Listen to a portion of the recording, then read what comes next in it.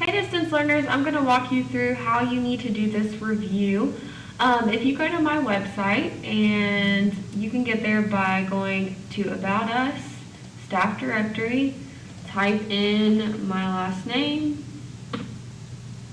you'll click on my name, and then you're going to go to Review. You'll notice that the review is sideways. I'm going to tell you how to fix that problem. If you click right here on this PDF, Review Questions 1, it's going to take you to this screen. Now, at the top here, there's an option to flip. So you'll just click that, and it's going to turn it the right way, and then you can actually go through the entire practice test. We'll go back into my website. So as you're going through the questions, what I suggest is writing those down on paper, your answers down on paper. I'm going to put a paper underneath this review questions that you can copy or just write down your own copy or version.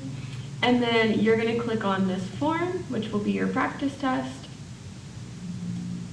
And this is where you're going to put your answers.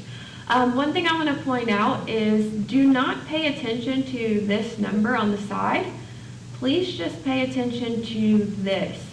This is question 1, and so when you look at your assessment, you'll be answering that question. The reason that I don't want you to be looking at the question that's on the practice numbering, this is question 2, but this is actually question 2 part A, and this is question 2 part B. So those are two separate questions. This one looks like it's question 3, but it's not. It's actually question 2 part B. So then you would fill the assessment out that way.